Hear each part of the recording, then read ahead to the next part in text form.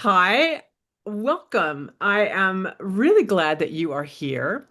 I'm Laureen Quick, and I work with women over 50 who find themselves in a familiar but unsettling place when nothing is really wrong, and yet something no longer quite feels right.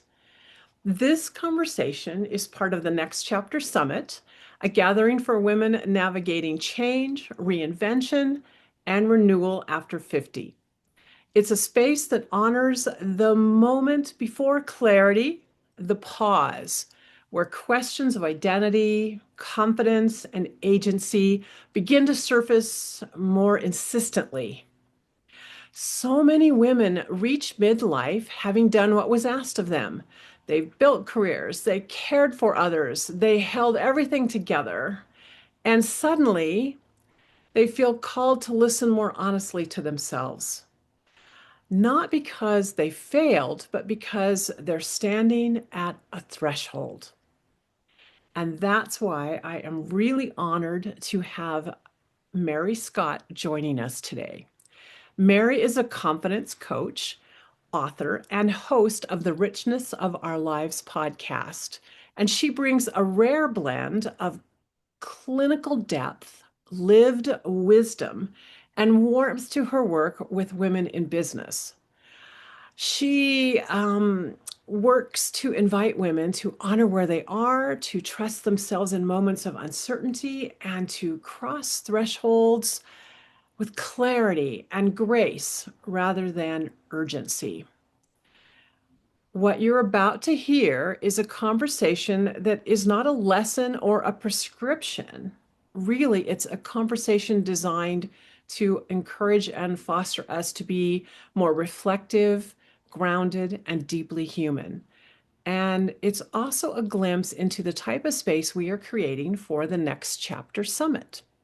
So, Mary, I am thrilled to have you here and a part of this summit. Let's just jump right in. My first question to get us started is many women over 50 will say, nothing is wrong. I mean, in fact, I have a great life, but something isn't right anymore. When you hear that, what do you recognize immediately? Well, I think immediately what comes to me, and lovely to talk to you, Laureen. I love talking to you always. What comes to mind is that they're not used to putting themselves first. They're so used to being there for everyone else, and suddenly it's like, what about me? I think there's something inside that they don't really even recognize as being wrong because they've never had to really do that inner reflection. Because when you think about it, it's all about outpouring for children and then grandchildren. And where do I become integral into that for myself? And I forget that, oh, maybe I can put myself first for a time. The pecking order. I love the pecking order. Where are you in your pecking order? You're number one. Some women over the years, Lorraine, have told me, oh, I'm about number 60, which essentially means 59 other people come before you. And that saddens me. I think that's an absolute tragedy. I absolutely agree. And I think that it is this time in our lives when it's our turn to step up to the front of the line and make ourselves the priority and let everyone else sort of fall in place because now they're ready. They've been nurtured, they've been supported. They should be at a place where they can take care of themselves, right? Yeah, absolutely. And it's a great modeling time. Think about this. Hmm. When I get 50 and over, I can be such a good role model for my children and grandchildren about really becoming who I was meant to be that I might have put on hold for, a good 40 years. Yep. And that's powerful. And I think that is really, really an important function we serve in our 50s, 60s, and beyond is we are a role model for other women, but also for our children to see what it's like to age and what it's like to make yourself first for this Correct. time in our lives, right? Yeah, absolutely. So before a woman can name a turning point, before they can say that was the moment, and boom, everything shifted. There is often a really quiet moment that most of us never talk about. What do you notice when women are experiencing that moment? What is going on with them and what helps them begin to understand something needs to change? I think it's like a line in the sand, isn't it?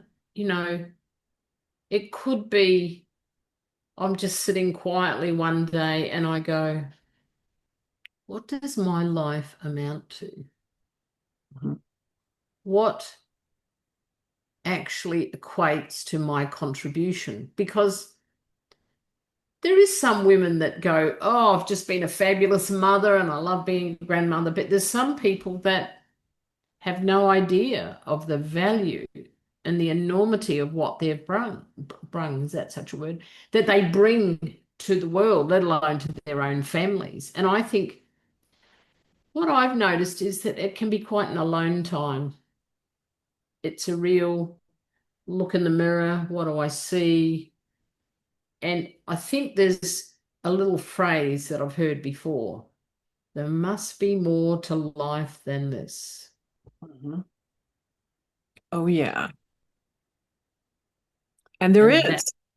oh, absolutely, utterly. Like Yeah. if people knew what you and I know about what's on the other side, they'd be wildly excited, wouldn't they? Okay. I would think so because I am. That's right. You know, call me crazy, but it's so exciting. I think, and this is digressing, but after 50, it's just got more and more exciting for me. I totally agree. This is the best time of my life. Honest to gosh, it really truly is. And yeah, it took me a while to get there to get that final push. But yes, but I think it is that thing about, you sit and you have this sense that there is something, you're right, that I used to say it a lot. Sometimes I still do. There must be something more than this. What what am I missing, right? And then as you accept that space, as you allow your mind to play in that space, a shift does happen. Yes, yes, Yes. And I would as close as call that you cross a threshold. You reach a point of you don't go back anymore, right? I've made my absolutely. decision. I'm moving forward. That's right. And that's why you need the line in the sand as part of the threshold, because when you actually choose from within, okay, there's got to be more to life than this. And you step up. There's a turning point that happens in that moment when you lean into it and you start to feel, oh, this is what my destiny is all about. Call it purpose, destiny, if you like. Yeah, It doesn't come that quickly, but I think it's an emergence actually. It's more of a I'm swinging myself forward in the chair because I can actually feel that it's a becomingness. Don't even know if that's a word either, but I just made it up. it works. It works. I get what you mean. But yeah, and I think after that, it's just pure joy and fun. I mean, it's hard work too, but it's a lot of fun. I haven't had so much fun. I can't remember when I had so much fun as I've had in the last 10 years of my life.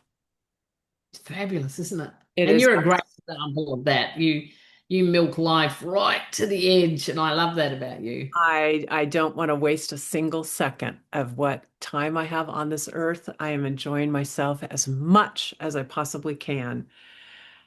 And when you think about that crossing, when that we get to that final point where we're ready to walk across that line in the sand, do you think most of us are ready for that?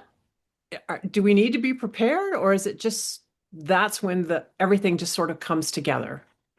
Well, there might be some feelings of, I can't do this, Yeah. but I think there's a deep innate wisdom. And I think you need a cheer squad. That's my pet thing. You know that. Yep. To just go, it's all right. It's all right. It's a bit like being on the precipice, isn't it? Oh, what if I fail? Ah, but what if you fly? Exactly. Exactly. And I do. Let's talk just really quick about this idea of cheer squad because I think it is critical. Um, Tell me more about that. Well, I've been working with Chair Squad since the 90s, right? Which is a long time, but don't add it up, please. But what I've found is that when people have a Chair Squad, they take more risks because they know that if they start to fall back, the Chair Squad goes, it's all right. Some of us have done this, some of us hasn't. Just keep going, We right? gotcha. And then when you fall over and skin your knee or your chin or your nose, if you have a big fall, it's usually a really big learning. You pick yourself up, the Chair Squad go, okay, what's next? And I think that if you think about the uplifting of the Cheer Squad for the individual, and I've seen it time and time and time again over many years, where people say, Mary, if I hadn't have been in this group, I wouldn't have done this, this, this, this, because my family or my friends or whoever just didn't see what I was capable of, but this group has. And they help me remember and see that myself. Exactly. Correct. Yeah. And I think the cheer squad helps everyone to lean in more rather than run for their lives. Yeah, I think you're absolutely right. And I definitely use my girlfriends as my cheer squad. And I'm not shy about asking, hey, I need some help here. Give me some encouragement. Just give me some shout outs throughout the next week because I'm doing something I've never done before. Support me, love me. And likewise, I do the same back when they ask for it as well. And it has always been an incredible source of strength for me. It really And has. I think that's a good point because you're one of the fortunate ones. Not Mhm. every woman could say that I've got my girlfriends there because we always talk about the circle of influence, don't we? The Mhm. the people that we spend our most time with. But there's a lot of women I've come across that I don't know. Yeah, I said, who's your cheer squad? They actually look around as if they're going to manifest them, behind. And so I think, yeah, that's right. I think you have to be very intentional. You absolutely. have to want to into the cheer squad because that's part of the becoming of you. And that's a beautiful moment when I see that happen. It just makes my heart sing. Intentionally cultivate that in your life. Correct. Yes, you absolutely do. And it's essential, if not, it is critical for your success, in my humble opinion. Yes. Absolutely. All right. Well, one final question. If there is a woman watching or listening who feels that she's standing at the edge of something, but she doesn't know what's coming next, what would you want her to know about stepping into a space like the Next Chapter Summit? I think just ensure you get yourself to the summit because you're going to be amazed at the resources available there and the wisdom that other women just know what it's been like. That they were where you were once. I was there, and Yeah, all these women behind me, they were there once. And if you come to the summit, you'll be able to tap into that resource that will nourish you for the next chapter. and it's funny because it's like, well, it's an online summit. How would I possibly make a friend there? And I just laugh because, oh my gosh, most of my friends, many of my cheer squad are virtual friends. They're not all people that I hang out with face to face on a regular basis. So it's an opportunity, and there will be opportunities during the summit to actually meet and connect with others. So something we will encourage women to Oh, do. absolutely. And some of my most powerful cheer squad live in other continents around the world, just like you're saying. Yeah. And had not been involved in these sort of things, I would never have met them. And that's what we have to go where our nourishment is. So let's start with the summit because I know you're going to be nourished. There's no doubt in my mind that you will come and be nourished. And then you can have a good bird's eye view where you're going to go next. Absolutely, absolutely. Well, before we close today, I want to offer this to everyone listening or watching. If this conversation has helped you to recognize that quiet sense of standing at an edge, When nothing is clearly wrong, but something is asking for your attention, that's the kind of moment we are honoring throughout the Next Chapter Summit. This gathering isn't about rushing answers or reinventing yourself overnight. It's about leaning in and learning how to trust yourself as you cross a threshold with clarity, with confidence, and with your choice. You will find a link with more information about the summit, including dates and registration, in the conversation notes to this video. And Mary, I just want to say thank you. Thank you so much for the depth, the warmth, the steadiness that you bring to women at these pivotal moments. We are so grateful to have you a part of our summit. And to everyone listening, if you know you are standing at the edge of something, even if you don't know what it is just yet, you are warmly invited to join us. Absolutely. Absolutely. Do join us. Thanks for listening, everyone.